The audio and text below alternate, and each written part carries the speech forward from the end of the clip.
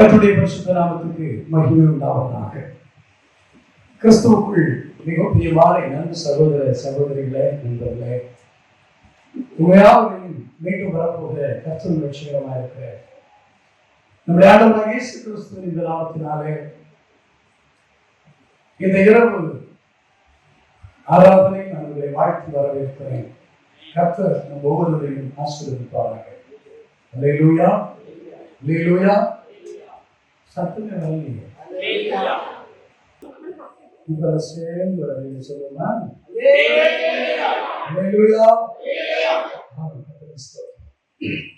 அல்லேலூயாங்கிற வார்த்தைக்கு ஒரு அர்த்தம் உண்டு.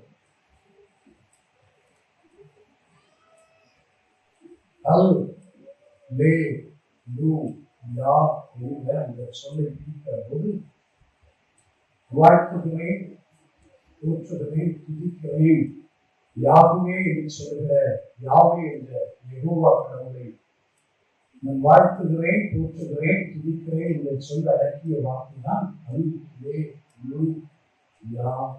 யா என்ற பதம் நீங்க எங்கெல்லாம் பைபிளை பார்க்கிறீங்களோ அது யாவே என்று சொல்லக்கூடிய யெகோவா தேவனை காட்டுகிறது. அதனாலதான் கிறிஸ்தவர்களுக்கு, அதாவது அன்றைய இஸ்ரவேலர்களிலே அன்றைய மக்களுக்கு பெயரிடுகிற போது ஊசியா, ஏசாயா, மிகாயா என்று யா என்ற பதத்தை உபயோகித்து பெயரிட்டார்கள். அல்லது ஏழ் என்ற பதத்தை உபயோகித்து தானியேல், மிகாயேல், ஒத்னியேல், இப்படி அந்த ஏழ் என்ற பதத்தை உபயோகித்தார்கள். அந்நிய நாமங்கள் வேதத்தில் நிறைய இருக்கு. நம்ம கிறிஸ்தவர்களில்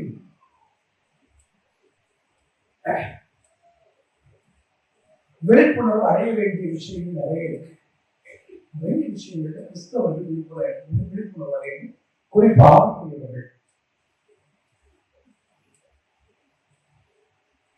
நம்ம ஆய்வு சிலருக்கு ஞானஸ்தானம் கொடுக்கும்போது பேரை மாற்றுவாங்க. கம்பல்சரி மாற்றி ஆகணும்னு மாற்றுவாங்க. நான் தவறு சொல்லல. உங்களை பார்த்து ஒரு கேள்வி கேட்கிறேன், எதுக்காக பேர் மாற்றணும் அப்படின்னு கேட்டா நீங்க சொல்லுவீங்க, அந்நிய நாமம் எனக்கு வேண்டாம் அப்படின்னு சொல்லுவீங்க. பாராட்டுகிறேன், பாராட்டுகிறேன். இப்போ என்னுடைய பழைய பெயர் முருகன் என்று வைத்துக் கொள்ளுங்கள்.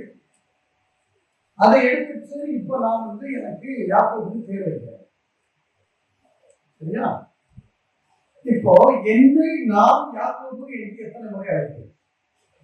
யாக்கோபு, இல்ல யாக்கோபு, பழைய பேர் முருங்க. அந்நிய நாமத்தை நான் என்ன செய்ய மாட்டேன், உச்சரிக்க மாட்டேன். அதனால இனிமேல் நான் என்னை எப்படி என்று அழைப்பேன்? யாக்கோபு என்று அழைப்பேன் அப்படின்னு சொல்லிட்டு நான் என்ன கூப்பிடுவது, எப்படி கூப்பிடுவேன்? சொல்லு. நான் என்ன கூப்பிட மாட்டேன். நான் என்ன கூப்பிடுவேனா? என்ன என் பேர் சொல்லி யாக்கோபு வரா சொல்லுவேனா? அப்ப என்ன யாக்கோபு யார் அழைப்பாங்க? இப்போ ரட்சிக்கப்படாததுக்கு நான் வேலைக்கு போவாங்க, அங்க வேலை செய்யற இன்னொருத்தன் பேர் முடியும். அவனை நான் எப்படி கூப்பிடுவேன்? அவன் முன்னையே நான் யாரு பேரை மாற்றி வைக்கணும். அவன் பேரை மாற்றிட்டு யாக்கோபுன்னு கூப்பிட்டுக்கணும். ஏன்னா நான் அந்நிய பேரை வச்சிருக்க மாட்டேன். எத்தனை பேருக்கு அர்த்தம் புரிஞ்சு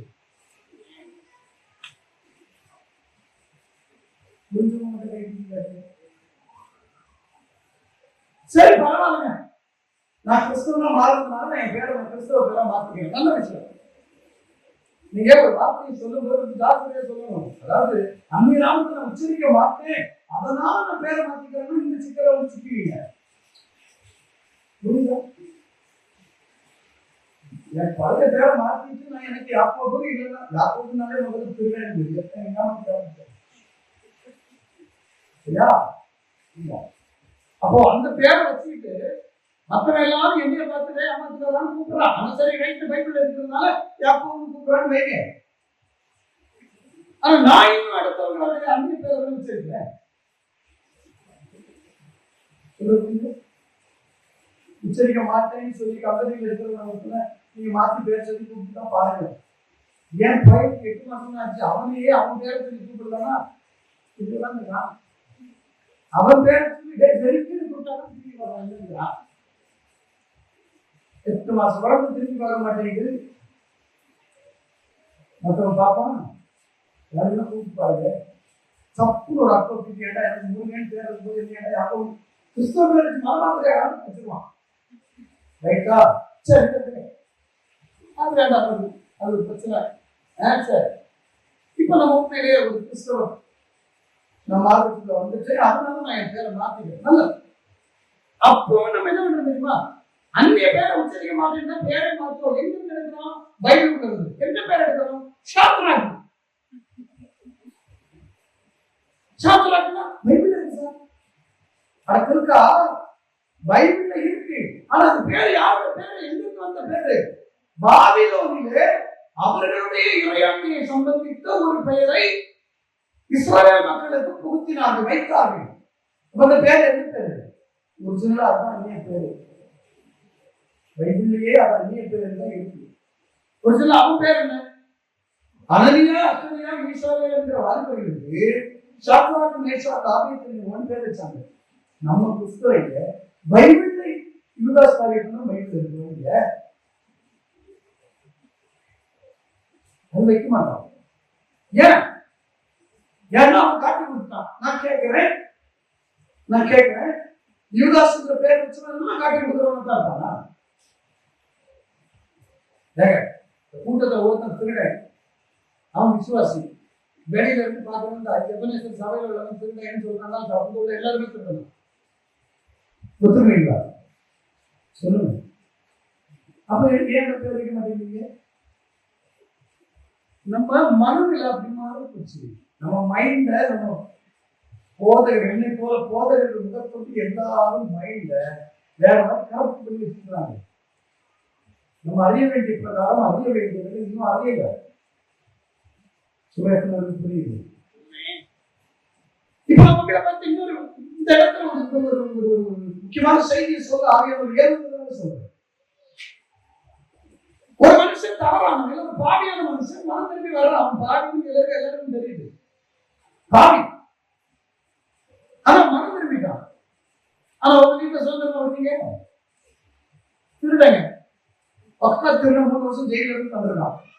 ஆனா அவன் ரசிக்கப்பட்டேன் அப்படின்னு சொல்லி சபையில வந்து சேர்ந்துருக்கான். ஒரு வீட்டுக்கு ஒரு நம்பி வாங்கப்பட்ட வாசல்ல உட்காந்துக்கிட்டு வீரெல்லாம் பூட்டி சாதிடு தப்புன்னு எல்லாத்தையும் பூட்டி வைக்கிறதா இல்லையா? ஒண்ணு வேண்டாம். ஒரு விபச்சார ஸ்திரீ ரட்சிக்கப்பட்டு சபைக்கு வருகிறார். ஊருக்கே தெரிவித்து விபச்சாரி ரட்சிக்கப்பட்டு சபைக்கு வர்றார்.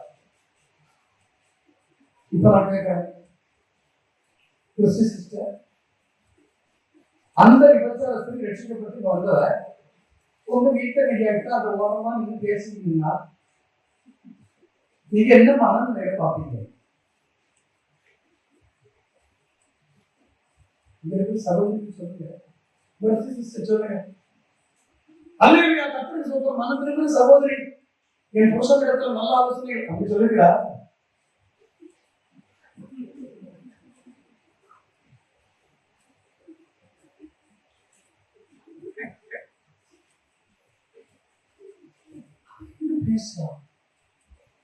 உடனே வீட்டுக்காரர் பக்கமா போய் பேச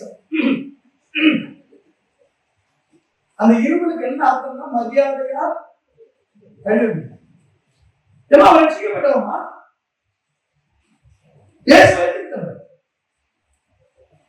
வாழ்க்கையில தான் செய்தது பாவம் உணர்ந்து தன்னை அறிக்கையிட்டு ஒப்பு கொடுத்து மனம் திரும்பி இயேசுகிட்ட வந்திருக்கிறார். உங்களால் ஏற்க முடியுமா? சொல்லுங்க. இப்ப சொல்லுங்க, நம்ம மைண்ட் செட் எல்லாம் எடுத்து நம்ம மாற்றி சொல்றோம். நம்ம எல்லாம் கேட்டா நாங்கெல்லாம் வளர்ந்த விசுவாசி. எத்தனை கிலோமீட்டர் வளர்ந்திய? எத்தனை கிலோமீட்டர் வளர்ந்துருக்கிய? வளர்ச்சியே இல்லை. நம்ம எல்லாம் வளர்ந்துட்டு தான் நினைச்சிட்டு இருக்கிறோம். நான் உங்ககிட்ட கேட்கிறேன், எத்தனை வளர்ந்துருக்கீங்க கேட்கிறேன். அப்படி ஒரு பெண்ணுக்கு சபைக்கு வந்தா அந்த பொண்ணுகிட்ட நம்ம பையன் பேசுறாங்க. இந்த பெர்சிஸ்டரோட பையன் பேருந்தோம் ஜாஷுவா. அவங்க 2 பேரும் பேசிக்கிட்டே போறாங்க. அந்த அம்மா வீட்டுல விட்டுட்டு அவன் தலைமுறையே 4 கொட்டு கொட்டி இனிமே அவர்கிட்ட பேசுறீங்க சொல்லவே மாட்டீங்க. இப்ப சகோதரிக்குள்ள அப்படியே அடிவிட்ட கலக்குது. சொல்லுங்க, நீங்கெல்லாம் வளர்ந்தேன்றீங்கல்ல, ரொம்ப மூத்து போன விசுவாசிகள் சொல்றீங்க, சொல்லுங்க முடியுமா? அப்ப எதுல வளர்ந்தீங்க? எதுல வளர்ந்துருக்கோம்? ஒரு பாவிய உங்களால ஏற்றுக்கொள்ள முடியல, ஒரு தப்பானவங்களை ஏற்றுக்கொள்ள முடியல. இயேசு ஏற்றுக்கிட்டார், ஆனா நம்மளால விஷயங்கள ஏற்றுக்க முடியல. ஆனா நம்ம சொல்லுறோம், நாங்கெல்லாம் இயேசுக்கு பக்கத்து வீட்டுக்காரங்க, இயேசுக்கு காலையில் எழுந்தோம்னா பலதைக்கும்போது எங்க வீட்டுக்கு தான் பலதைப்பாரு. நாங்க வாய்ப்பு பிடிச்சி அவர் வீட்டுக்கு துப்புவோம். எப்படி வாழ்ந்துட்டு கொஞ்சம் யோசி.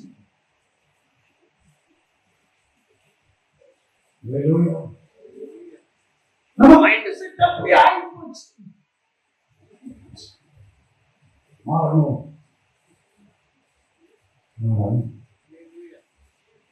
இந்த சைக்காலஜி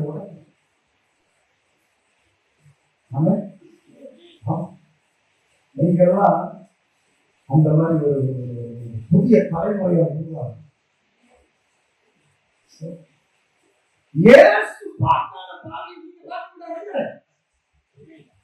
புரியல? இயேசு பார்க்கிறதா நீங்களும் பார்க்க கூடாது. இயேசு அவரை பரிசுத்தராக பார்த்து விட்டால் நீங்கள் அவரை பரிசுத்தராக பார்க்க.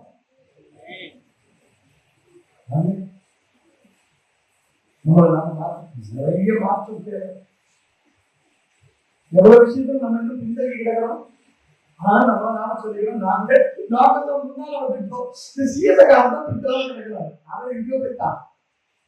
நம்ம அவன் பின்னால கிடக்கிறான்னு சொல்லி நம்ம பின்னால இன்னும் கிடந்துட்டு இருக்கோம். அவன் முன்னேறிட்டு இருக்கிறான். ஆவிக்குரியவர்கள் ஆவிக்குரியவர்கள் பிரகாசிக்கணும், ஆவிக்குரியவர்கள் வளரணும், ஆவிக்குரியவர்கள் உயரணும். ஒரு மைண்ட் செட் மாறணும். அல்லேலூயா. ஆமா, கர்த்தர் நல்லவன்.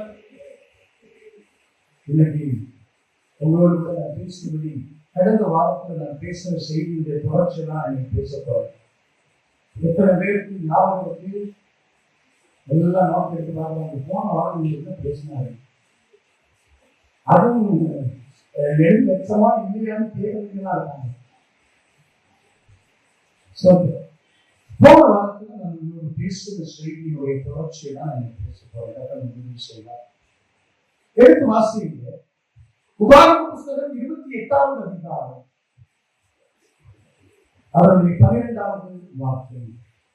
உபாகமம் 28:12. ஏற்ற காலத்தில் உன் தேசத்தில் மழை பெய்யவும், நீ கையிட்டு செய்யும் வேலைகளெல்லாம் ஆசீர்வதிக்கணும். கர்த்தர் உனக்கு தனது நல்ல பொக்கிஷசாலையாகிய வானத்தை திறப்பார். தனது நல்ல பொக்கிஷசாலையாகிய வானத்தை திறப்பார். நான் கடந்த வாரத்தில் உங்களுக்கு வானங்களுடைய காரியங்கள் சொல்லிக் கொடுத்தேன். வானங்கள் நம்முடைய தமிழ் வேதாகமத்திலே ஆதியிலே தேவன் வானத்தையும் என்று குறிப்பிடப்பட்டிருக்கிறது. ஆனால் ஆங்கில வேதாகமத்தில் வாசிக்கிற போது ஹெவன்ஸ் என்று இருக்கும், வானங்கள். இந்த வானங்கள் என்று சொல்லுகிற போது பல அடுக்குகளை கொண்டதாக இருக்கிறது என்று நான் போன வாரத்தை உங்களுக்கு சொல்லிக் கொடுத்தேன்.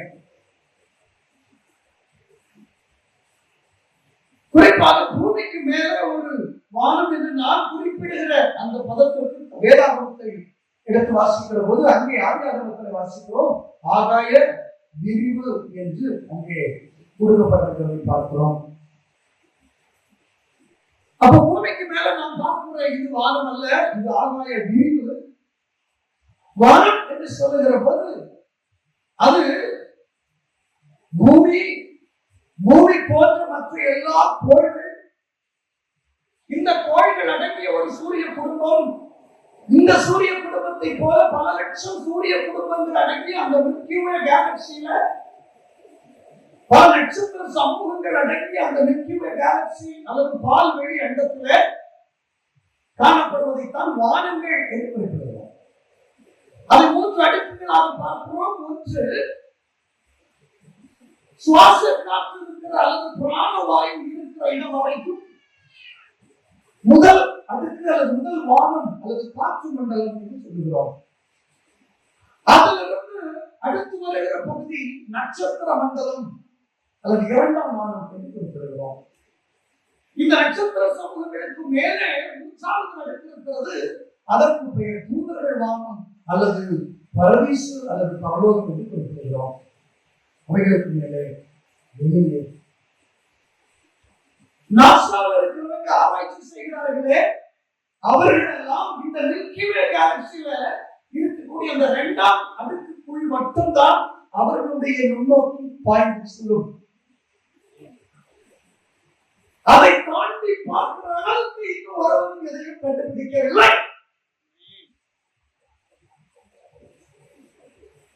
ரோம் நகரிலே வாட்டிகன் சிட்டியில் இருக்கக்கூடிய போப்பாண்டவருடைய ஆலய வளாகத்துக்குள் இரண்டு விதமான வானை ஆராய்கிற ரெண்டு சமுதாயங்கள் இருக்கிறது. ஒன்று மற்ற கிரகங்களிலே வேறு கிரகங்கள் இருப்பதாக நம்பப்படுகிறபடியால் வேறு கிரகங்கள் உண்டோ அந்த கிரகங்களிலே மனிதர்கள் வாழ்கிறார்களோ எடுத்து எழுதுகிறார்கள். மற்றொன்று அதற்கு மேலே எழுதுகிறார்கள். இதுவரைக்கும் எதையும் கண்டுபிடிக்க முடியல.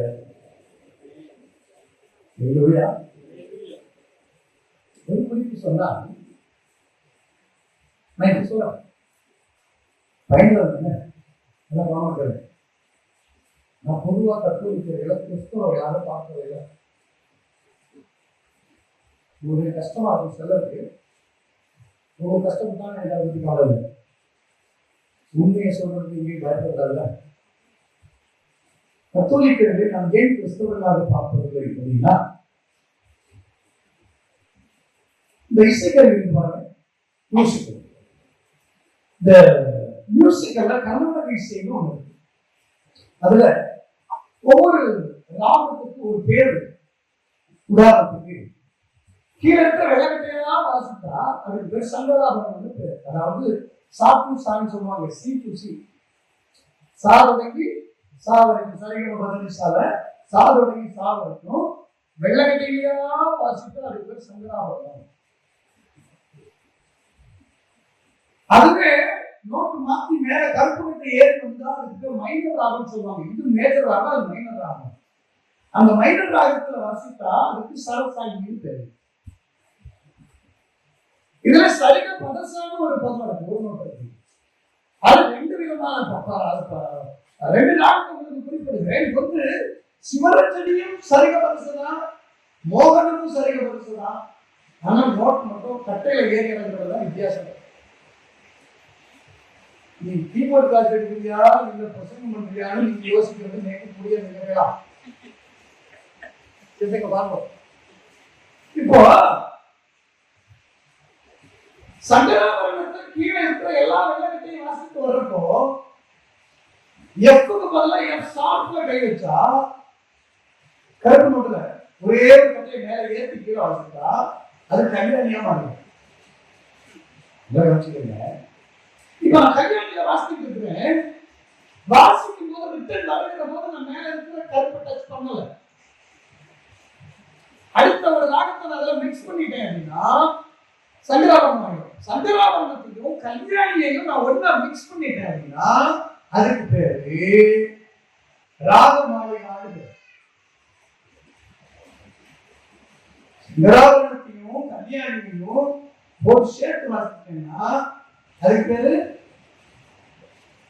இல்லை. சொல்ற அர்த்தம் புரியுதா? இப்ப எதுக்கே நீ கீபோர்டு வாசித்த அப்படின்னு கேட்டா சொல்லு. கிறிஸ்தவத்தையும் கத்தோலிக்கத்தையும் நீங்க நல்லா புரிஞ்சுக்கணும். கத்தோலிக்கம் என்பது தனி ரூட்டு, கிறிஸ்தவம் என்பது தனி ரூட்டு. இந்த நடை வேற, அந்த நடை வேற. நீங்க அதை இதை மிக்ஸ் பண்ணிட்டீங்கன்னா இது ரெண்டு சேர்ந்து கிறிஸ்தவமே இல்லை. புரியல? சொல்லுங்க. கத்தோலிக்கத்துல பாத்தீங்கன்னா நான் இதெல்லாம் ஏன் சொல்லி கொடுக்குறேன்னா எனக்கு பைபிள் ஸ்டடி மாதிரி நடத்துறதுனால தான் நான் சொல்லிட்டேன். கத்தோலிக்கத்துல சிலை வணக்கம் உண்டு. உண்டா? கத்தோலிக்கர்கள் யாராவது ரட்சிக்கப்பட்டவர்கள் இருக்கீங்களா? அங்க சிலை வணக்கம் உண்டா? உண்டு. ரெண்டு, கத்தோலிக்கத்துல பெண் தெய்வம் உண்டு. மரியாதை உண்டா? உண்டு. கத்தோலிக்கத்துல போதகத்துல போய் பாவ மன்னிப்பு வாங்குகிற பழக்கம் உண்டு. உண்டா? சரி. கத்தோலிக்கத்துல ஆள் தெய்வங்கள் உண்டு, மனித தெய்வங்கள் உண்டு. அதாவது புனிதர்களை வழிபடுகிற வழிபாடு உண்டு. உண்டா? அவரிடத்துல போய் வேண்டுதல் செய்வது உண்டா? உண்டு. கத்தோலிக்கத்துல மரணத்துக்கு பிறகு, ஒரு மனுஷன் மறித்ததுக்கு பிறகு அவனுக்காக வேண்டுதல் செய்வது உண்டு. உண்டா? சரி. இந்த அத்தனை கிறிஸ்தவத்துல உண்டா? இந்த கிறிஸ்தவத்துல எங்கேயாவது பெண் தெய்வங்கள் சொல்லப்பட்டிருக்கா? ஆள் தெய்வங்கள் சொல்லப்பட்டிருக்கா? சொல்லுங்க. விக்கிரக வழிபாடு செய்ய சொல்லியிருக்கா? மனிதர்களிடத்துல பாசமார்கிட்ட வந்து பாவம் மன்னிப்பு கேட்க சொல்லியிருக்கா? பாசம் வாழ்ந்த மனுஷனால அவங்க பாவம் மன்னிக்கப்படுமா? செத்ததுக்கு அப்புறம் ஒருத்தனுக்காக ஜெபம் பண்ணா ரசிக்கப்பட்டுவானா? சொல்லுங்க. இப்ப சொல்லுங்க. கத்தோலிக்க கிறிஸ்தவமா? சொல்லுங்க. எங்க கிறிஸ்தவத்தின் சாராம்சமே இல்லை, அது வேற சாராம்சத்துல போயிட்டு இருக்கு. நான் முதல்ல சொன்ன மாதிரி வேற நடையில போயிட்டு இருக்கு, வேற ராகத்துல போயிட்டு இருக்கு. கிறிஸ்தவத்துக்கு ஒரு ராகம் இருக்கு. இந்த ராகத்தோட அந்த ராகத்தை மிக்ஸ் பண்ணீங்கன்னா நீங்க புதிய ராகத்தை ஒரு ராகத்தை உருவாக்குவீர்கள். அங்க ஒரு சிலுவையையும் அந்த ஒரு பொம்மைக்கு வச்சோம்னா நம்ம என்ன சொல்லிடுறோம்? இது கிறிஸ்தவம். உலகம் ஒருவேளை ஒத்துக்கொள்ளலாம், உலகம் எல்லாத்தையும் ஒத்துக்கும். எம்மதமும் சம்மதம்னு சொல்லுங்க, உலகம் ஒத்துக்கும். எல்லா மதமும் ஒன்னாகாது. ஏன்னா மதங்கள் வேணா ஒன்னாகலாம், ஆனால் மார்க்கம் அதோட சேராது. கிறிஸ்தவம் ஒரு தனி மார்க்கம். சொல்லுங்க. இப்ப நான் சொல்லி தருது இதெல்லாம் எனக்கு அவசியம் ஐயா அப்படின்னு யோசிக்கிறவங்க இருப்பீங்க. பின்னால உங்களுக்கு புரியும். அதுவே சொல்லுங்க. நாம் எல்லாம் கர்த்தருக்கு முன்பதாக அவன் தடுக்காது. அவன் தான் இந்த செய்தியாளர் வரப்போறான். கூட்டத்தில் போயிட்டு போடுற ஆள்கள்லாம் கலக்கீங்க. கத்தோலிக்கத்துக்கு இருக்கக்கூடிய வித்தியாசத்தை நீங்க புரிஞ்சுக்கணும். சரி, இப்ப இவர்கள் இந்த கத்தோலிக்கத்தை அப்ப ஏன் கடவுள் வச்சிருக்காரு? ஒரு கேள்வி வரும்ல. நான் வயசு தப்புனா அந்த கிறிஸ்துவ ஒருத்தன் வரப்போறான். ஆன்டி கிரைஸ்ட் என்று சொல்லுகிற ஒரு எதிர் கிறிஸ்து ஒருத்தன் வரப்போறான். அவன் யார் அப்படின்னா, இந்தியா உட்பட இருக்கிற பூமியில் உள்ள எல்லா நாடுகளையும் ஆளப்போகிற ஒரு அரசியல் தலைவர். ஒரு அரசியல் தலைவர். நீங்க தெளிவா புரிஞ்சு படிச்சுக்கணும். புராண கால கதை மாதிரியே பைபிள் படிக்கிறார். ஆன்டி கிரைஸ்ட் என்று சொல்லுகிறவங்க யாருன்னா, கிறிஸ்து என்று ஒருவர் வந்தாரு, அவருக்கு நேர் எதிர் கிறிஸ்து ஆன்டி கிரைஸ்ட். நமக்கு ஒரு கிறிஸ்து கொடுக்கப்பட்டார், நமக்கு ஒரு கிறிஸ்து கொடுக்கப்பட்டார், அவருக்கு எதிர் கிறிஸ்துவாக ஒருத்தர் வரப்போறார். இந்த கிறிஸ்து தன்னை கொடுத்து ஜனங்களை எல்லாம் மீட்டார், ஜனங்களுடைய பாவங்களை மீட்டார், ஜனங்களுடைய சாபங்களை நீக்கினார். இப்போ அவருக்கு நேர் எதிராக இன்னொரு கிறிஸ்து ஒருவன் வரப்போகிறார். இந்த உலகமே அதை எதிர்பார்த்துக் கொண்டிருக்கிறது. அவருக்கு ஆன்டி கிரைஸ்ட் அல்லது எதிர் கிறிஸ்து. நம்ம அந்தி கிறிஸ்து அந்தி கிறிஸ்து ஒரு வார்த்தையே இல்லை சொல்லி அது நம்ம சொல்லிக்கிறோம். அந்தி கிறிஸ்து பைபிள்ல தமிழ்ல எழுதியிருக்கேன்னு சொல்லி நம்ம சந்திக்கிறோம். நம்ம பிரசித்தி இல்லையே, பைபிள் நான் படிச்சிருக்கேனே அப்படின்னு நினைக்கிறாங்க. அந்தி என்கிற வார்த்தை கடைசி என்ற சொல்லுக்கு வரும். அந்தி கடன் கேள்விப்படுறீங்க? ஏன்னா அவங்க ஊர்ல அந்தி கடை உண்டு. அந்தினா சாயங்காலம், சரியா? சாயங்கால கடை, அதுக்கிட்டதான் அந்தி கடை. பழைய காலத்துல அந்த நாட்கள்ல தென் மாவட்டங்கள் இருக்கிற மாவட்டத்துல யோசிக்கிறாங்க. நம்ம ஒரு வயசுல வெளியில சொல்லி நாட்டாளிக்க பாஸ்டர் அந்த நாட்கள்ல சாயங்காலம் கடை போடுவாங்கல்ல, அதுக்கு பேரு அந்தி கடை. அந்தி என்பது முடியல அப்படின்னு அர்த்தம். இன்னொரு வார்த்தையும் சொல்லுவாங்க, ஒடுக்கம். மலையாளத்திலேயும் அந்த வார்த்தை வரும், அதுல தமிழ்ல ஒடுக்கம். கடைசி அந்தி கிறிஸ்து என்றால் கடைசி கிறிஸ்து என்கிற பதத்தை இது காட்டினாலும் சரியான பதம் எதிர் கிறிஸ்து, ஆன்டி கிரைஸ்ட். புரியுதா? ஓகே, இப்ப யாருன்னா மொத்த உலகத்துக்கும் ஆளப்போகிற ஒரு தலைவன், ஒரு அரசியல் தலைவன். இதனால கவனக்கலைங்க, இந்த அரசியல் தலைவன் மொத்த உலகத்தையும் காப்பாற்றுவான். இவனால மட்டும்தான் முழு உலகத்துக்கும் ஒரு வீட்டை கொண்டு வர முடியும் அப்படின்னு அவன் தன்னைத்தானே சொல்லிக்கிட்டானா நம்ம கேட்க மாட்டோம். நான் உங்ககிட்ட என்னை பத்தி பெருசா சொன்னா நீங்க ஏத்துக்குவீங்க? நான் இந்த வரி பார்த்துருக்கோம் அப்படின்னு இல்ல. இப்ப அதுவே நம்ம பாஸ்டர் பத்தி தெரியுமா உங்களுக்கு? பாஸ்டர் அப்படியாக்கும், பாஸ்டர் இப்படி ஆகும் ஒரு 3 பேருக்கு சொன்னான்னு வைங்க, நீங்க எல்லாம் உடனே நம்ப ஆரம்பிச்சிருக்கீங்க. கரெக்டா? என்னை பத்தி நானே சொன்னா நம்பாது நீங்க, என்னை பத்தி இன்னொருத்தர் சொன்னா நம்புவீங்க. அந்த குமார் சொல்லியிருக்காரா, குமார் சார், குமார் சார் சொல்லியிருக்காரு. கடைசி அந்த குமார் யாருன்னு கேட்டா அப்படி யாருன்னு தெரியல. டிவியில் ஒரு விளம்பரம் வந்துட்டே இருக்கு ரொம்ப நாளைக்கு. குமார் சார் சொன்னாரு, கடைசியில ஒருத்தி கேட்கிறா, ஆமா அந்த குமார் சார் யாரு? அதான் யாருன்னு தெரியாது. நம்ம எப்பவுமே யாரோ குமார் சார் சொல்லணும், சொல்லிட்டா உடனே நம்ம போய் எழுந்துருவோம். நானா உங்ககிட்ட ஒரு 50,000 ரூபாய் கேட்டேன்னு தெரியுங்க, அது வேற ஒருத்தர் சொன்னாருன்னா நீங்க டக்குனு எங்களுக்கு வந்துடுவீங்க. நம்ம சைக்காலஜி அப்படி இருக்கு. அதனால சாத்தான் புரிஞ்சு வச்சுக்கிட்டு இந்த ஆன்டி கிரைஸ்ட் தான், இவன் தான் நம்ம உலகத்துக்கே ஒரு மீட்பை தர முடியும் அப்படிங்கிற தகவலை அவன் சொன்னா ஏற்றுக்க மாட்டான். ஏன்னா நமக்கு நிறைய ஏமாந்துட்டோம். வர அரசியல் தலைவர் அத்தனை பேர் சொல்லலாம், நான் மட்டும் வந்தேன்னா உங்க தமிழ்நாடு தெற்க இருக்கிறது அப்படியே தூக்கி கொண்டு போய் டெல்லிக்கு பக்கத்துல வச்சிருவேன். என்ன? ஆமா, அங்க இருந்து கிடைக்கக்கூடிய நிதி அப்படியே நம்ம செஞ்சிடலாம். வண்டி வச்சு வாங்கிட்டு தமிழ்நாட்டுல கொண்டு வந்துடலாம். புரியுதா? அப்படின்னு சொல்லி இதுவரைக்கும் நம்மளால ஏமாத்திட்டு இருக்காங்க. நான் அந்த ஒரு ரோட்டை போட்டுமே, நான் உங்களுக்கு ஓட்டை போட்டுமே, நான் ரோட்டை போட்டுமே, வீட்டை பற்றியுமே, தண்ணி டேங்க் கட்டியுமே, எப்ப கட்டுறதுக்குமே அதைக்கு அடுத்த மாசம் எலெக்ஷன் இருக்கும், இந்த மாசம் கட்டுறாரு. ஏன்? தண்ணியை போட்டு திறந்து தந்த தலைவன் வாழ்க அப்படின்னு ஓட்டு பண்ணுங்க. அப்போ நல்ல கவனமாக்கங்க. நம்ம இப்படி கேட்டு கேட்டு ஏமாந்து நொந்து போயிருக்கிறதுனால இவனுக்கு சொன்னா நம்ம போறதில்லை.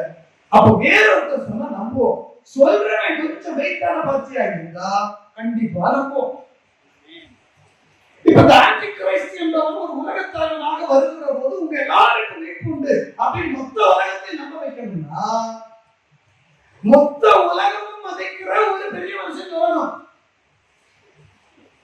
அதுதான் வேதத்துல வெளிப்படுத்துற விசேஷத்துல நம்ம படிக்கிற அந்த 2 கொம்புகளுடைய ஆட்டுக்குட்டி. நம்ம ஆட்டுக்குட்டினாலேயே நம்ம மைண்டுக்கு தான் வரும், கடவுள் தான் ஞாபகத்துக்கு வருவார், இயேசு தான் ஞாபகத்துக்கு வருவார். ரைட்டா?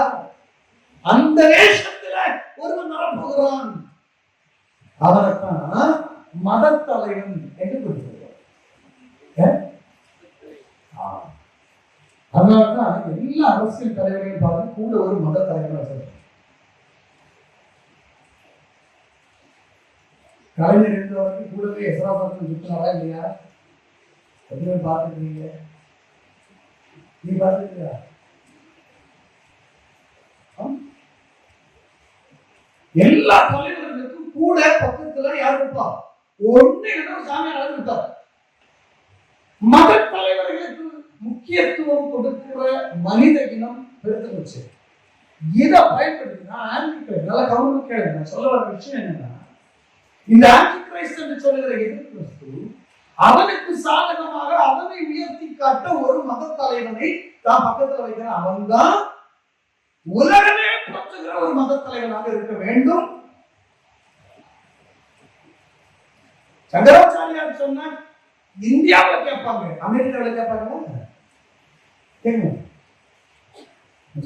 புரியும். ஆனா மொத்த வரைக்கும் கேட்கணும்னா ஒரு ஆள் சொன்னா கேட்பாங்க.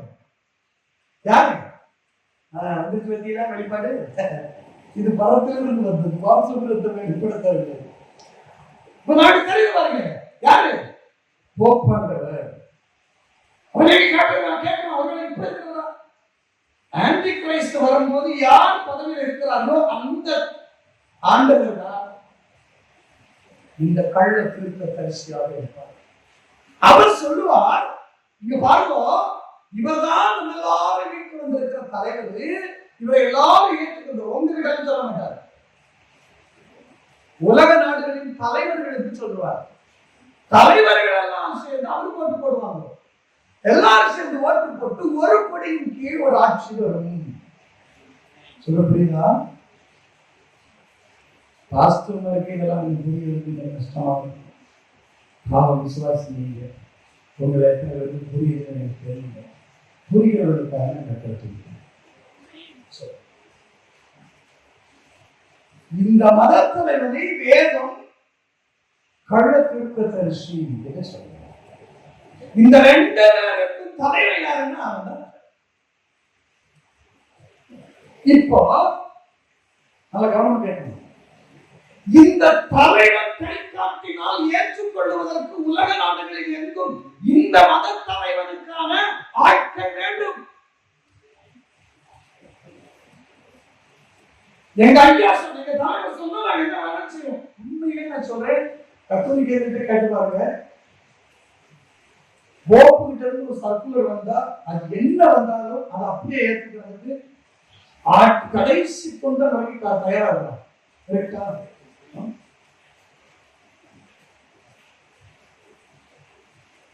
சில விஷயம் என்னால ஓப்பனா பேச முடியல.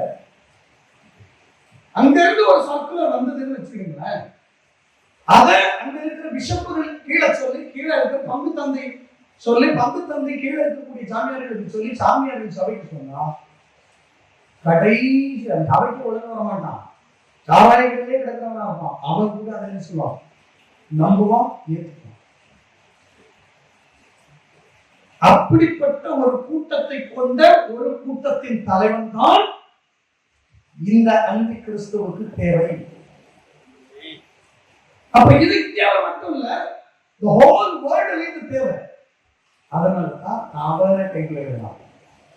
இப்போ நல்ல கவனமாக இருக்கு. எதுக்காக ஆண்டவர் இந்த கூட்டத்தை, நான் முதல்ல சொல்றேன், கத்தோலிக்க கூட்டத்தை ஏன் அனுமதிச்சு வச்சிருக்காருன்னா, ஆன்டி கிரைஸ்ட் வரும்போது அவனுக்கு கொடி பிடிக்கிறது ஆளுங்க கூட்டம் நாடெங்கும். நீங்க ஆன்டி கிரைஸ்டுக்கு கொடி பிடிக்கிறவங்களா இருந்தா, கத்தோலிக்க யாராவது இருந்தா மனம் இருக்கு. நான் சொல்ற ரகசியத்துல ஒரு புரிஞ்சது.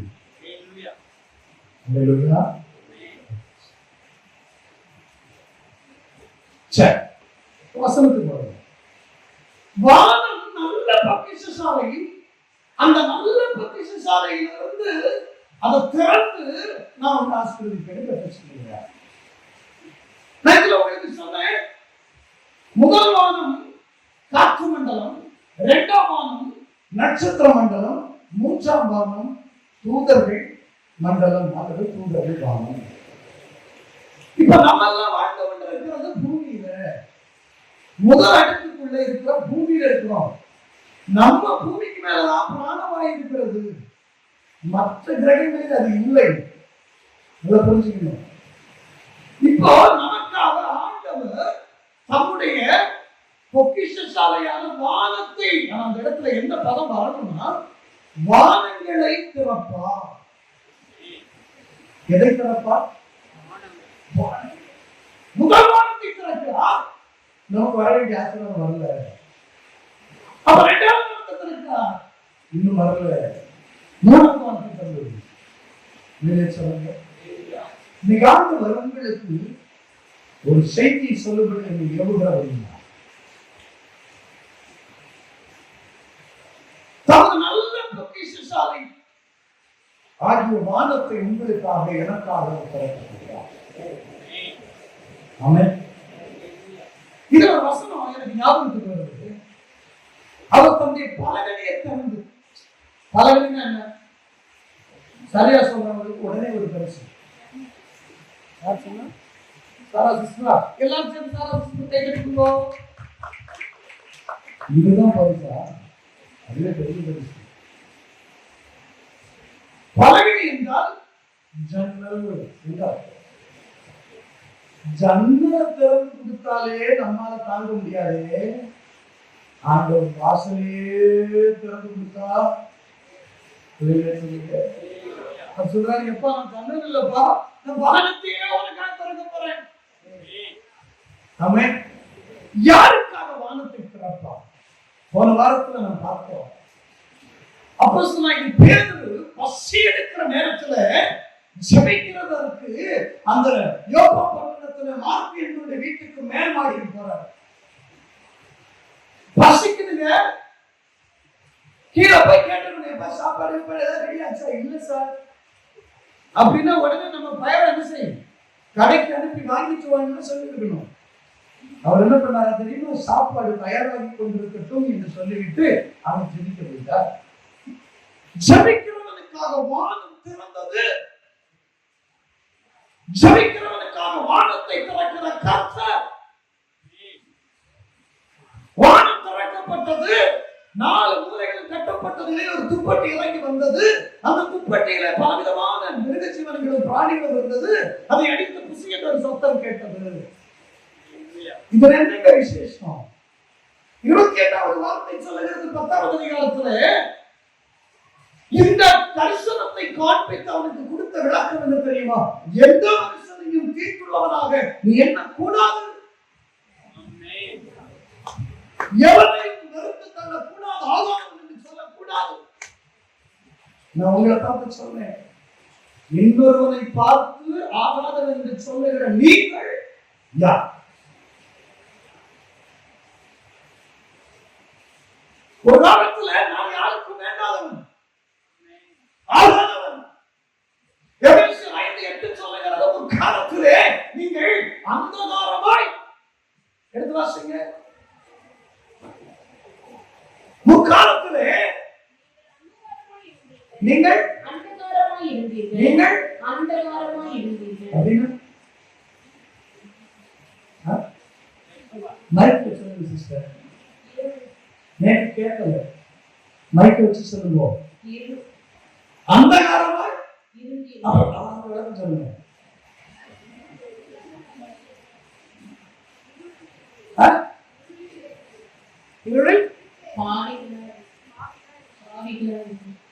நான் வியாக்கியானம் கேட்கல, விளக்கம் கேட்கிறேன்.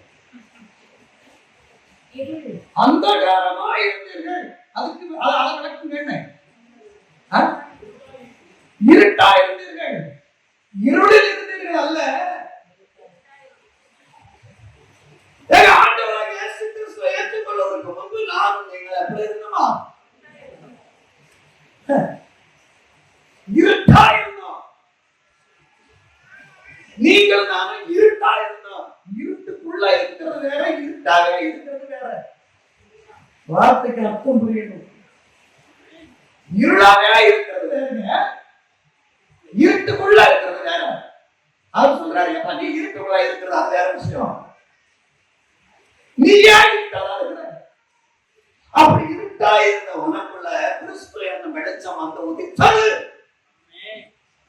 ஒரு காலத்துல நீங்கள் நானும் ஆகாதவர்கள், வேண்டாதவர்கள், தள்ளப்பட்டவர்கள். அவன் இன்னைக்கு நான் ரட்சிக்கப்பட்டுட்டேன், அந்நிய பாஷை பேசுறேன், பாலா பாலம் கிடந்து துள்ளுறேன். அதனால பாலா பாலா சொல்லாதவனை பார்த்தா ஆகாதவனாய் சொல்கிறார். அவனை கேவலமா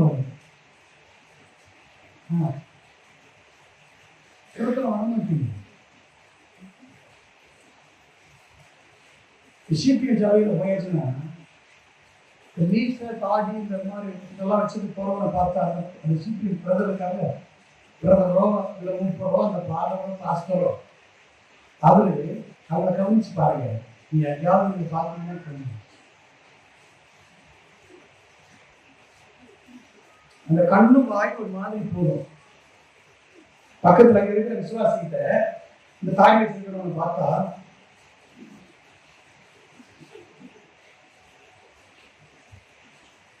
கண்டுபிடியே பேசுவான். அவன் மோசக்காரன், அவன் பாவி, அவன் இவர் வெள்ளை வெள்ளை போட்டுக்காரன், இவர் உலகமாக சுத்தலாம். அவன் யாரு? மீசத்துக்கு பாவியா ஒரு புள்ளவை பாக்குற மாதிரி பாக்குறது. ஒரு காலத்தில் நீயும் இருட்டாய் இருந்தார், யாரையும் ஆகாதன்னு சொன்னாங்க, யாரையும் தீட்டுள்ளது சொன்னார், யாரையும் வேண்டாம் என்று சொன்னார்.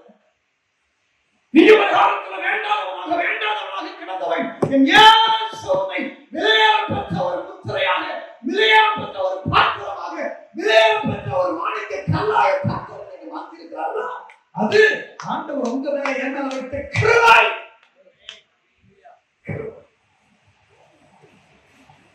எத்தனையோ வீட்டுல பிள்ளைகளுக்கு நல்ல கல்வியை கொடுத்து படிக்க முடியல, ஆனா உங்களால படிச்சு நீங்க முன்னேறி நீங்க நல்ல இடத்துல வந்திருக்கிறீங்க, அது கிருபை. உங்க திறமை இல்ல, உங்க திறமை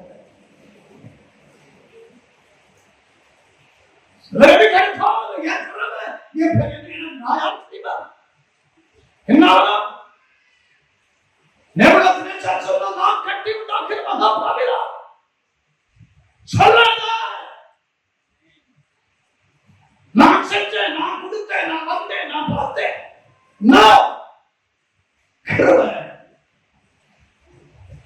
நம்மளுக்கு உயிரோடு இருக்கிறது கிருபை. அல்லேலூயா. தேவ கிருபை மட்டும் இல்லைன்னா நம்ம இல்லைங்க. இந்த சென்னையில இத்தனை வண்டிகள் போகுது, எத்தனை ஆக்சிடென்ட் நடக்குது. நம்ம முன்னாடி வண்டி போகாமலா, தமிழ் லாரி போகலையா, மணல் லாரி போகலையா, தாங்கல் லாரி போகலையா சொல்லுங்க. நம்ம எல்லாம் பத்திரமா வந்து சேரமே கிருபை.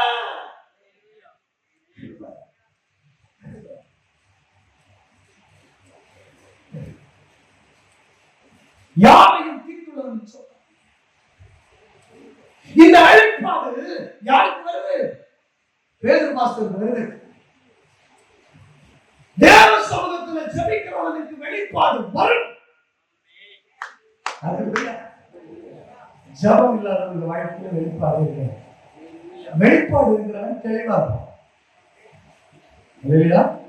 வெளிப்பாடு இல்லாதவங்க தெளிவாக இருக்க மாட்டாங்க. சரியா? நீங்க எல்லாம் எப்படி இருக்கணும்? அப்ப யாருக்கு வானத்தை திறப்பா? இன்னைக்கு நம்ம ஒரு சம்பவத்தை பார்ப்போம். மேக்சிமம் 2 விஷயத்தை நான் உங்களுக்கு சொல்லணும். இருக்கிற நேரத்துக்குள்ள நான் ஒரு விஷயத்தையாவது நான் சொல்லி இருக்கிறேன். அப்போஸ்தலர் நடவடிக்கைகளின் புத்தகம் 7வது அதிகாரம் 55, 56 வசனங்கள் வாசிப்போம். அவன் பரிசுத்த ஆவியினாலே நிறைந்தவனாய் வானத்தை அண்ணாந்து பார்த்து தேவனுடைய மகிமையையும் அவன் தேவனுடைய மகிமையையும் தேவனுடைய வலது பாரிசத்தில் இயேசுவானவர் நிற்கிறதையும் கண்டு தேவனுடைய வலது பாரிசத்திலே இயேசு கிறிஸ்துவானவர் நிற்கிறதையும் கண்டு அதோ வானங்கள் திறந்திருக்கிறதையும் எதை கண்டார்? வானங்கள் திறந்திருக்கிறதையும் மனுஷகுமாரனாக இயேசு கிறிஸ்து தேவனுடைய வலது பாரிசத்தில் நிற்கிறதையும் காண்கிறேன். எதை பார்க்கிறாருங்க? வானங்கள். பரலோகத்துல தேவனை பார்க்கணும்னா வானங்கள் திறக்கணும். நம்ம ஜபம் வானத்தையே திறக்கிறது, எங்க போய் வானங்கள் திறக்கணும். உங்களை எல்லாம் ஒரு அழிவியை சொன்னா உங்க அழிவியை இந்த கூரை தாண்ட முடியும். பாம்பேல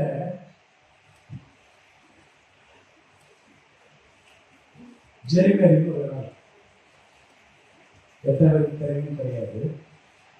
ஜெரிமேரியில ஒரு ஐயா, நம்ம திருநெல்வேலிக்கார ஐயா, குஜராத்ல நான் அவருடைய வீட்டுல வாடகைக்கு குடியிருந்தேன். அவர் ஒரு நாள் ஜெரிமேரியில ஒரு கடற்கரைக்குள்ளாவுக்கு கூப்பிட்டாங்க. அவர் எப்பவுமே வீட்டுல தெரிவார். பாஸ்டருக்கு கூடவே போறதுனால இவரையும் பாஸ்டர்னே ஆக்கிட்டாங்க. அடுத்து நம்ம நிறைய பேர் அப்படிதானே, பாஸ்டருக்கு அவருக்கு சம்மந்தமே இருக்காது. ஒரு பாஸ்டருக்கான ஒரு குவாலிஃபிகேஷன் இருக்காது. ஆனா ஃபுல் ஹேண்ட் ஒரு ஒயிட் ஷர்ட் போட்டு ஐயத்துக்கு அலைவியோம் அலைவியோம் அலைவியோம் அப்படின்னா போதும், பாஸ்டர் வாங்க. அவருக்கு ஒழுங்கா பைபிள்ல இருக்கிற வசன பட்டியல் கூட ஒழுங்கா 66 புத்தகத்தோட பட்டியல் கூட சொல்ல தெரியாது. ஆனா அவரையும் நம்ம எல்லாம் செஞ்சுக்குவோம், வந்த உடனே பாஸ்டர் ஆகி விட்டுருவோம். இந்த மாதிரி பாஸ்டர் ஆகிற கேஸுகள் தான் இப்போ தேசாந்திரிகளா சுத்திக்கிட்டு ஒவ்வொரு சபையா உடைச்சிக்கிட்டு ஒழுங்கா ஒரு இடத்துல இல்லாம சபைகளை உடைச்சு தாறுமாறாக்கி புதிய நூதன போதனைகளை உள்ள புகுத்தி அவங்களுக்கு தோன்றதையெல்லாம் வெளிப்பாடுன்னு பேசிட்டு இருக்கோம். வெளிப்பாடு 4 வகை. நீங்கெல்லாம் கத்துக்கிற நல்ல ஆர்வம் உள்ளவர்கள்ங்கிறதுனால கத்துக்கிறார். மாலை கூட்டம் வேத பாடம் அப்படிங்கிறது எனக்கு சொல்லப்பட்டதுனால நான் உங்களுக்கு பயிற்சி நிறைய கொடுக்குறேன். வெளிப்பாடு 4 வகை. நம்பர் 1, வெளிப்பாடு எங்கிருந்து வரும் அப்படின்னா, 1 தேவனிடத்திலிருந்து வெளிப்பாடு வரும். வெளிப்பாடு முதல்ல ஒண்ணு எங்கிருந்து வரும்? கடவுளிடத்திலிருந்து வரும். 2 வெளிப்பாடு பிசாசிடத்திலிருந்து வரும். எங்கிருந்து வரும்? சாத்தானிடத்திலிருந்து வெளிப்பாடு வரும். சாத்தானிடத்தில் வெளிப்பாடு பெற்றவர்களும் உண்டு. 3வது, நல்ல கவனமா கேளுங்க, 3வது நம்முடைய மாம்சத்துக்குள்ள இருந்து வெளிப்பாடு வரும். 4வது என்றைக்கோ எப்போதோ கேட்டு உள்வாங்கி வைத்த நம்முடைய புத்திக்குள் இருந்து வெளிப்பாடு வரும்.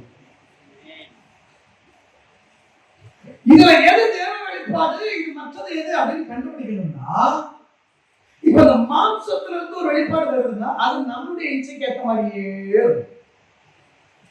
நமக்கு பிடிச்ச மாதிரியே. ஆனா கேட்டா அது பேரு வெளிப்பாடு. ஒருத்தர் வெளிப்பாடு சொல்றாருன்னா அவருக்கு ஏற்ற மாதிரி சொல்றாருன்னா அது அவருடைய மாம்சத்திலிருந்து வர வெளிப்பாடு. நல்லா புரிஞ்சுக்கணும். இப்ப நான் ஒரு வெளிப்பாடு சொல்றேன், அந்த வெளிப்பாடு என்னைய காட்டுது, என்னைய உயர்த்த நினைக்குது அப்படின்னா அது என் மாம்சத்திலிருந்து வர வெளிப்பாடு. இப்போ எங்கோ எப்பவோ சின்ன வயசுல படிச்சதுல ஏதோ ஒண்ணு கேட்டதுல என்னுடைய மண்டைக்குள்ள ஸ்டோர் ரூம்ல போய் கிடக்கும். ஒரு குறிப்பிட்ட சமயத்துல என்ன செய்யும்? மெதுவா எட்டி பார்க்கும். அதை நான் வெளிப்பாடுன்னு சொன்னேன்னா அது எப்படி இருக்கும்? அதை எப்படி கண்டுபிடிக்கலாம்னா உலகத்தோடு சம்பந்தப்பட்டதா இருக்கும், உலக அறிவுக்கு சம்பந்தப்பட்டதா இருக்கும். அப்படி இருந்ததுன்னா அது புத்திகளுக்கு வரும். சாத்தான வெளிப்படுத்தலாம். அது எப்படி கண்டுபிடிக்கலாம் அப்படின்னா அது தேவனுக்கும் வசனத்துக்கும் விரோதமா இருக்கும். சரியா? தேவன் வெளிப்படுத்தாருன்னா அது வசனத்துக்கு உள்ள இருக்கும், அது பரலோகத்துக்கு கொண்டு போறதா இருக்கும். தேவனை உயர்த்துகிறதா இருக்கும். சொல்லுங்க, இதுதான் வெளிப்பாடு. இந்த வெளிப்பாட்டின் ரகசியம் தெரியாமலேயே நீங்க நிறைய வெளிப்பாடு பேசுற ஆட்களா சொல்லுங்க. நிறைய பட்டணத்து மக்கள்கிட்ட எனக்கு பிடிச்ச விஷயம், பவுனுக்கு பிடிச்ச விஷயம், அவர் சொல்றாரு, நீங்கள் எல்லாம் நம்புவசாலிகள். ஏன்னா ஒரு பொசகிட்ட கேட்ட உடனே அப்படின்னு மண்டே அடிப்பு உடம்பு வெட்டிக்கிட்டு நேர வீட்டுக்கு போகிறது இல்ல. கேட்டவை பிரமாணத்தில் உண்டோ என்று ஆராய்ந்தார்கள். இது வசனத்தின் படிதான் பேசுறாரான்னா ஆராய்கிறவன் நம்புவசாலி. சொல்லுங்க. இப்ப கவனிங்க, இந்த சேவம் ஆண்டவரை நோக்கி பார்க்கிற போது, வானத்தை நோக்கி பார்க்கிற போது அங்க 3 வானங்களும், அங்க வந்து அழகா இருக்கிற பதம், வானங்கள் திறந்திருக்கிறது. சங்கீதத்துல வாசிக்கிறோம், எனக்கு ஒத்தாசை ஒரு பர்வதங்களுக்கு நேராக என் கண்கள் ஏறெடுக்கிறேன். தேவ சமூகத்துக்கு நேராக ஒரு மனுஷன் கண் ஏறெடுத்தார், அவனுக்காக வானங்களை தேவன் திறப்பார். வானங்கள் திறந்தால் அவன் யாரை பார்க்கிறான்? மகிமை நிறைந்திருக்கிற தேவனையும் அவருடைய வலது பாரிசம் என்ன? வலது பாரிசம் சத்தமா சொல்லுங்க. இங்க நீங்க சொல்லலாம், வலது பாரிசம் என்ன? வலது ஒரு அம்மா போதிச்சது வலது பாரிசம்னா இந்த இடமா நெஞ்சிருக்குல மாறுது பக்கமா. வலது பாரிசம் என்றால் வலது பக்கம். புரியுது? சில வார்த்தைகள் அதுல கொஞ்சம் வித்தியாசமா இருக்கிறதுனால நீங்க விஷயத்தை வித்தியாசமா இருக்கிறார். இப்போ இந்த இடத்துல நான் உங்களுக்கு ஒரு விஷயத்தை கோடிட்டு காட்ட விரும்புகிறேன். திருத்துவத்துக்கு ஒரு சரியான ஆதார வசனம் காட்டணும்னா இந்த சம்பவத்தை தவிர நல்ல ஒரு விஷயம் கிடைக்கவே கிடையாது. அவ்வளவு சூப்பர் ஆதாரம் திருத்துவத்தை காட்டுவது. ஸ்தேவான் பூமியில் இருக்கிறார். நல்ல கவனிங்க, ஸ்தேவான் எங்க இருக்கிறார்? பூமியில் இருக்கிறார். அவருக்குள் இப்ப யார் இருக்கிறார்? பரிசுத்த ஆவியானவர். ஸ்தேவான் பரிசுத்த ஆவியானவரால் நிறைந்திருக்கிறான். அவன் வானத்தை என்னாந்து பார்க்கிறான். நல்ல கவனிங்க, ஸ்தேவான் பரிசுத்த ஆவியினால நிறைந்திருக்கிறான். அவன் வானத்தை அண்ணாந்து பார்க்கிறான். யார் வானத்தை அண்ணாந்து பார்க்கிறார்கள் அல்லது யார் வானத்துக்கு நேர தங்கள் கண்களை எடுக்கிறார்கள்? ஆவியினாலே நிரப்பப்பட்டவர்கள். எவன் தேவ ஆவியினால் நடத்தப்படுகிறானோ அவன் வாழ்க்கையில ஒரு பிரச்சனை வந்தா, தனக்கு ஒரு வேதனை வந்தா, தனக்கு ஒரு சிக்கல் வந்தா, தனக்கு ஒரு கஷ்டம் வந்தா, அவன் கண்ணு மனிதர்கள் இடத்துல அல்ல, அது தேவனிடத்தில் நோக்கி கொண்டிருக்கும். வானத்தை நோக்கி கொண்டிருக்கும். அப்படி வானத்தை நோக்குகிறவனுக்கு வானம் அல்ல, வானங்களே திறந்து வழிவிடும். இப்ப பூமியில ஸ்தேவான் பரிசுத்த ஆவியினால் நிரம்பி இருக்கிறார். இப்ப பரிசுத்த ஆவி எங்க இருக்கார்? நான் சொல்றோம், எங்க இருக்கார்? ஸ்தேவான் இருக்கார். ரைட்டா? யாராவது சொல்லிடா பரிசுத்த ஆவி எனக்கு வந்தா இருக்காரு? சொல்ல மாட்டோம்ல. சரி, பரவாயில்ல, நம்ம பிரசங்கத்துக்குள்ளே இருப்போம். இங்க கவனிக்க, பிரசங்கத்தின் படி ஸ்தேவானுக்குள்ளே பாவியாக இருக்காரா? சரி, இப்ப இவர் வானத்தை பார்க்க அங்கே இருக்கா? மகிமை நிறைந்த தேவன் இருக்கிறார். தேவனுடைய வலது பக்கத்துல இருக்கா? இருக்காரா? இப்ப இங்க ஆவியானவர் இருக்கா, அங்க 2 பேர் இருக்காங்க. மொத்தம் எத்தனை பேர்? திருத்துவத்துக்கு இதை விட ஆதாரம் வேற வேணும். அதுல சொல்லுங்க, the only Jesus யெகோவா விட்னஸ்னு எவனாக்கு இருக்கேன் பைபிள் தூக்கிட்டு உங்ககிட்ட வந்து ஆண்டு 3 எல்லாம் கிடையாது, 1 தான் 2 தான் நடுமண்டையில நங்குன்னு கொட்டி இந்த இடத்த காட்டி எடுத்துட்டு போயில இதை படி எப்படி உட்கார வச்சு படிக்கிறீங்க. கொட்டு போய் பார்த்து கொடுக்கணும் வந்து அவர் சொல்லுங்க. ஆமா, இதை விட ஒரு நல்ல சான்றிதழ் வேற இருக்க முடியாது. இப்ப நல்ல கவனமா கேளுங்க. வானத்தை பார்த்தா தேவன் அங்க நிற்கிறார். எப்படி நிற்கிறாருங்க? மகிமை நிறைந்தவராக இருக்கிறார். தேவன் எப்படி நிற்கிறார்? நல்ல புரிஞ்சுங்க. சாதாரணமா தன்னை ஒருத்தர் வெளிப்படுத்த. இப்ப நான் வெளியில கீழே கிரவுண்ட்ல நான் நிற்கிறதுக்கும் மேடையில் நிற்கிறதுக்கும் வித்தியாசம். சாதாரணமா நீங்க கீழே நிற்கிறேன் அப்படின்னு நீங்க என்கிட்ட வந்து பேசினா நான் பேசுறது உங்களுக்கு கேட்காது. ஆனா இங்கே ஏறிட்டா என் சவுண்டு எதுவும் எனக்கு லைக்கே தேவையில்லை. அதுக்கு காரணம் ஆவியானுடைய பலம் என்னை நிரப்புகிறது. ஆமா, அங்கே நான் பாஸ்டர் எடுக்க மாட்டேன். அங்க நான் சாதாரண ஒரு நபராக வாழ்ந்தது சாதாரணமா. ஆனா இங்க பிரசங்க மேடையில் நான் அப்படி உங்ககிட்ட சாதாரண மனிதனாக அல்ல, ஒரு தேவ ஊழியக்காரனாக நடந்து கொள்கிறேன். எத்தனை பேருக்கு புரிஞ்சுது? தேவன் இப்போ அங்கே எப்படிப்பட்டவராக நின்று கொண்டிருக்கிறாரு? மகிமை நிறைந்தவரோ நின்று கொண்டிருக்கிறார். அவன் பக்கத்துல இயேசு கிறிஸ்து நின்று கொண்டிருக்கிறார். இந்த காட்சி இவர் பார்க்கிற நேரம் இந்த ஸ்தேவானுடைய நிலைமை என்ன தெரியுமா? ஸ்தேவானுடைய நிலைமை என்ன தெரியுமா? அங்கிருந்த மூப்பர்களுக்கு, அங்க இருக்கக்கூடிய வேதவாதிகளுக்கு, அங்க இருந்த ஆசாரியர்களுக்கு, அங்க இருக்கிற ஜனங்களுக்கு அவன் இயேசுவை குறித்து பேசினதற்காக கொல்ல வேண்டும் என்கிற ஒரே நோக்கத்தோட கொலைகளையோட ஆளோடு கல்லெடுத்து எரிந்து கொண்டிருக்கிறார்கள். யோசித்து பாருங்க.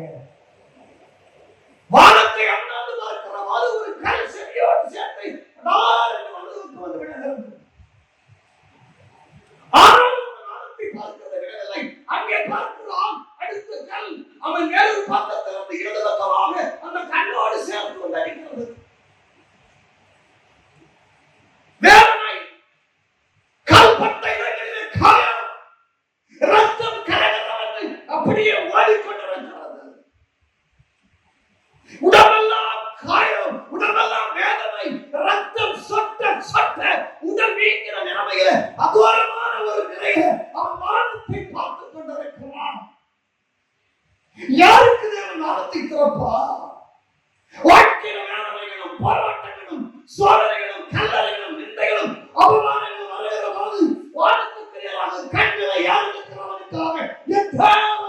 தேவனுடைய வானங்களை திறப்பார். கரங்களை தட்டி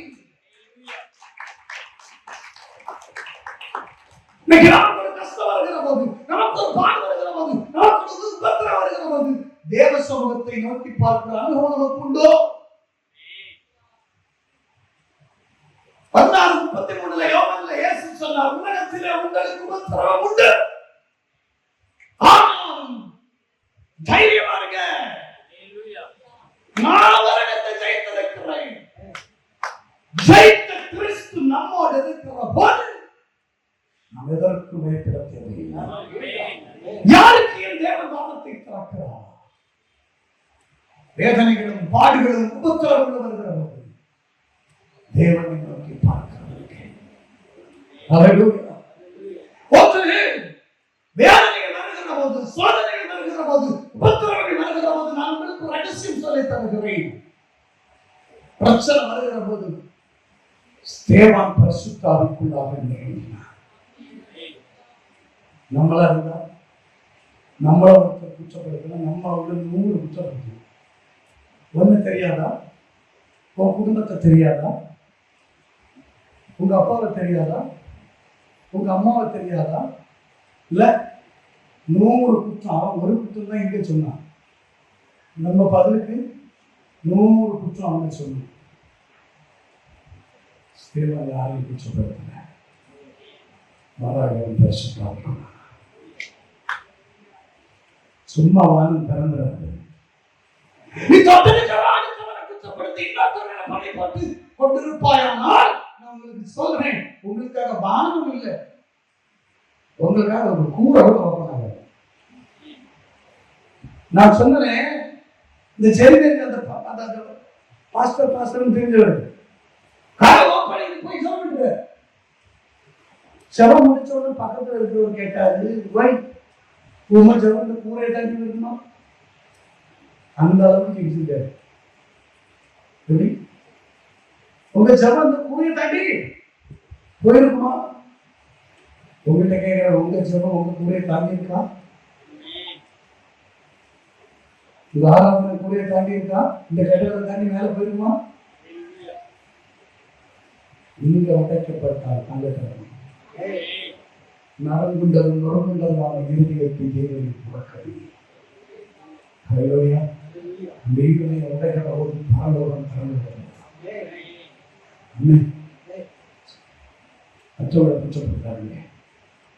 உங்களை யார் குற்றப்படுத்தினாலும் உங்களை மீதான் நீ ஒருவேளை நான் அப்படி என்ன தப்பு பண்ணினேன், உங்களை மீதான் ஏன் தப்பு இல்லை, சரி நான் என்ன செய்யப்படுத்தேன், என்ன நான் திருப்பி பார்த்து என்ன செய்ய செய்து பாருங்க. உங்க வாழ்க்கையில வாங்கி திறக்கிறது நீங்க பார்ப்பீங்க. இவன் நாளைக்குள்ளானாம். இரண்டாவது, அவனுக்கு போர் வேதனைகளும் போராட்டங்களும் வந்தபோது அவன் தேவனை நோக்கி பார்த்தான். ஊர் தலைவரையோ வார்டு மெம்பரையோ எம்எல்ஏயோ அல்லது சீஃப் மினிஸ்டரையோ அவன் நோக்கி பார்த்தான். அவன் தேவனை நோக்கி பார்த்தான். அதனால அவன் கண்ட காட்சி மகிமை நிறைந்த தேவனை கண்டான். ஹல்லேலூயா. தனக்காக ஜீவனையே கொடுத்த அந்த மனுஷகுமாரனாகிய இயேசு கிறிஸ்துவை கண்டான். அந்த இடத்துல ஸ்தேவான் கல்லறையிலிருந்து 10 பேர் வந்தானா, 100 பேர் வந்தானா, 1000 பேர் வந்தானா எனக்கு தெரியாது. ஆனால் ஒரு உண்மையை சொல்லுகிறேன், அங்கிருந்து 1000 பேர் அல்லது 100 பேர் பார்க்க முடியாததை இவன் ஒருவன் கண்டான். அங்க நிற்கிறான், கல் எடுத்துக்கிட்டு நிற்கிற 1000 பேரால் பார்க்க முடியாத ஒரு காட்சி பரலோகம் திறந்திருக்கிறது. கல்லறை வாங்கினவன் பார்த்தான். அந்த கல்லறை வேண்டாம், ஒரு வேதப்படுத்துறாங்களா? ஆவிக்குள்ளாக நிறம் இல்லை, யாரும் பார்க்க முடியாதுன்னு நீங்க பார்ப்பீங்க. உங்களுக்கு நான் சொல்றேன், போராட்டங்களும் பிரச்சனைகளும் பிரதிகூலங்களும் வேதனைகளும் வியாதிகளும் சிக்கல்களும் வருகிறோம். உங்க கண்ண பரலோகத்துக்கு மத்தியில் இல்லை, உங்களுக்காக பரலோகத்துல அவன் வானம் திறக்கும் தேவ கரம் உங்களுக்கு ஈர்த்தப்படும். ஹல்லேலூயா. இப்ப பாருங்க, வானம் திறக்கிறத பார்த்த உடனே எவனுக்கு கிடைக்காத ஒரு மகிமை அவன் கண்ட உடனே இத்தனை பேர் கல்லறியறாங்க. அம்மா ஐயா ஆத்தான்னு கத்தலையே. அவன் வழி மறந்து போச்சுங்க. RSSக்காக என்ன நினைச்சான், எங்க ஊர்ல வந்து மரமாத்திரையெல்லாம் சொல்லி வாங்கிட்டு நினைச்சான். கையில் ஒரு சம்பவம் நடந்தது. என் கையில் ஒரு பேக் எங்களுக்கு ரெவரண்ட் ஆர்கனைசேஷன் கொடுக்கறதுக்காக ஒரு இது நடந்துட்டு இருந்த நேரம் எல்லாருமே ஃபைல் என் கையில் இருக்கு. அந்த பேக்கை வச்சு பஸ் விட்டு எனக்கும் ரவுண்ட் பண்ணிட்டாங்க. மணி அடிக்கலாம் 7-8 மினிட்ஸ் தனித்தா நான் போய் விழுந்தது ஒரு போஸ்ட்ல இந்த ஸ்ட்ரீட் லைட் இல்லையா, அந்த போஸ்ட்ல போய் விழுந்தேன். அந்த போஸ்டுடைய இந்த கார்னர் இருக்குதாங்க, இந்த கார்னர்ல போய் நான் இப்படி விழுவேன். சரியா, அந்த கார்னர்ல போய் நான் இப்படி விழுவேன். இப்படி விழுந்த கண்ணும் போய் இந்த போஸ்ட் அடிக்கும். ஆனா விசேஷம் என்ன தெரியுமா, என் கண்ணை போய் அடிக்கிற போது என் கண்ணத்துக்கு ஒரு கை வந்து தடுத்து. இப்போ எல்லாரும் அடிக்கிறான் இழுக்கிறான் எல்லாம் நடந்துட்டு கேட்டா பேசுறான் திட்டுறான் மிதிக்கிறான் பிடிச்சி இழுக்கிறான் அடிக்கிறான் எல்லாம் நடக்குது. இப்ப அது எனக்கு கவனத்துல இல்ல. உண்மையில சொல்லி எனக்கு அது கவனத்துல இல்ல. இப்ப என் கவனம் தெரியுமா, இந்த போஸ்ட் அடிப்படாம தடுத்த கையை இந்த கையை தேவை, இந்த கையை மட்டும் காணும். மறுநாள் ஆஸ்பத்திரியில் அடிக்கிட்டு ஊருக்குள்ள தகவல் எப்படி தெரியுமா, அந்த குருவானவர் அடிச்சு விட்டு அந்த போஸ்ட்ல அடிச்சதெல்லாம் முகம் குழந்து போச்சுன்னு சொல்லி தகவல் பரப்பிச்சு. இதை கேள்விப்பட்டு ஒரு கும்பல் வந்துருச்சு. முகம் குழந்துருச்சாம குருவானவருக்கு பார்க்கறது அங்க வந்து பார்த்தா அப்படியே அழகு சுந்தரமா இருக்கு. ஒரு சின்ன ஸ்கிராட்ச் படம் என் முகம் கல்லுல படல, போஸ்ட்ல படல.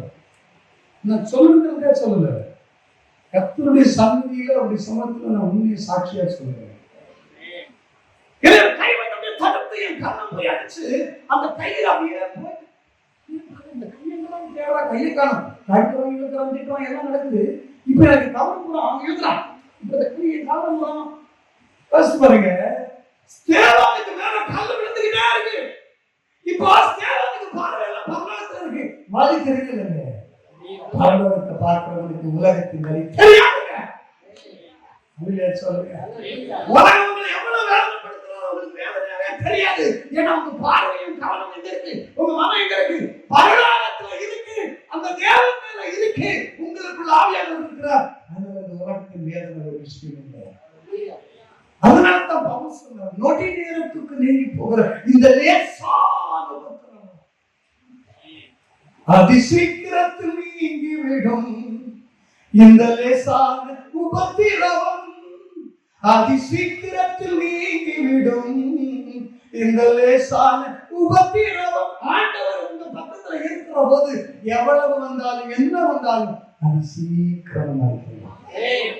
கொஞ்ச காலம் உபத்திரவப்படுவீர்கள், 10 நாள் சோதிக்கப்படுவீர்கள், ஆனால் ஜெயம் உங்களுடையது. ஜெயித்தவர்களோடு இருக்கிறார். கரங்களை தட்டி கட்டணும். ஹல்லேலூயா. இன்னொரு உண்மையை சொல்லி நான் உங்களுக்கு ஜெபத்தை நடத்துவேன். 2 பாயிண்ட் பேச நினைச்சேன், இன்னைக்கும் 2 பாயிண்ட் பேச முடியல. எவ்வளவு நடந்த பிறகு, வானத்தை பார்த்த பிறகு, ஆவியானவருக்கு நிரம்பின பிறகு, தன்னை வேதனைப்படுத்தின, தன்னை காயப்படுத்தின, தன்னை கண்டறிந்த, தன்னை அவமானப்படுத்தின அத்தனை வேலையும் ஆண்டவர்கிட்ட போட்டு கொடுக்கல. ஆண்டவரே, இவனை அவமானப்படுத்தினான், இவனை கல்லறுத்து தாண்டவர், அவரை சும்மா விட்டுறாது கேட்டவர், அவன் இடுப்ப ஒடிய மாட்டவர். சில மனைவிமார் ஜோன் என் புருஷனுக்கு காலை ஒடிச்சு கொண்டு வர, அவன் காலை ஒடிச்ச உனக்கே தோற்றுவான். என் புருஷனுக்கு இருந்த மாட்டேங்க வந்தவரு, அவன் காலை ஒட்டிச்சு அடிச்சு இடிச்சு கொண்டு வந்து சபையில சேரும். நான் என்ன நாம புத்தூர் கட்டி ஆஸ்பத்திரி வச்சு நடத்தலாம்.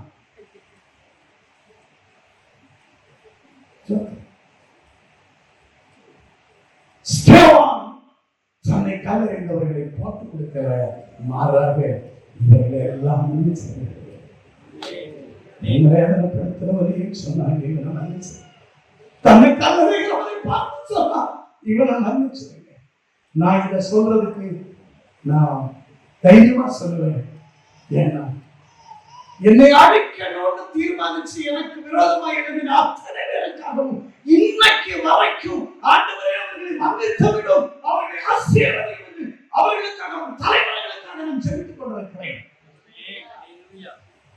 அவர்கள் மேல வெறுப்பு இல்லை, பகை இல்லை, விரோதம் இல்லை, கசப்பு இல்லை. நேசித்து அவர்களை ஆசீர்வதித்துக் கொண்டிருக்கிறேன். அந்த தைரியத்தில் உங்களுக்கு சொல்கிறேன், ஸ்தேவான் செய்வது போல யாரும் வேதனைப்படுத்தட்டும், யாரும் காயப்படுத்தட்டும், அப்போதும் அவர்களிடம் நம்பிக்கை பெற்றுக்கொள்ளுங்கள். வானம் உங்களுக்கு திறக்கப்படும். எப்படிப்பட்ட வானம் உங்களுக்கு திறக்கப்படும்? தந்தை நல்ல பொக்கிஷசாலையான எங்கள் மூலமா அந்த அந்த நல்ல பொக்கிஷசாலை திறக்கும். நான் எல்லாரும் கேட்போமா? அந்த நல்ல பொக்கிஷசாலையான வானம் எனக்காய் திறக்கப்படும்படி நான் ஸ்தேவானை போவேன். வேதனைகளுக்கு மத்தியில நான் புறம் கூறி தெரியாமல் மனிதர்களை தேடி ஓடாமல் பர்வதத்துக்கு நேராக, அந்த பர்வதேவனுக்கு நேராக கண்களை ஏறெடுக்க ஒரு கிருபையை தருவீராக. அப்படிப்பட்ட ஒரு கிருபை எனக்கு தாரு.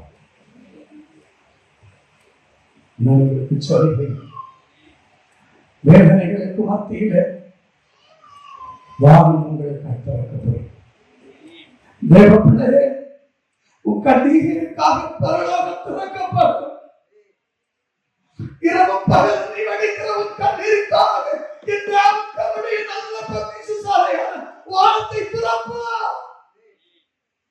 பிள்ளைகளுக்காக அழுது கொண்டிருக்கிறாயே, புருஷனுக்காக அழுகிறாயே, மனைவிக்காக அழுகிறாயே, தலைமுறைகளுக்காக அழுகிறாயே, நல்ல வேலைக்காக வருமானத்துக்காக அழுகிறாயே, இன்னைக்கு ஆண்டவர் சொல்லுகிறார், உன் வேதனைகளுக்கு மத்தியில் அவனுக்காக பரலோகம் திறக்கும்.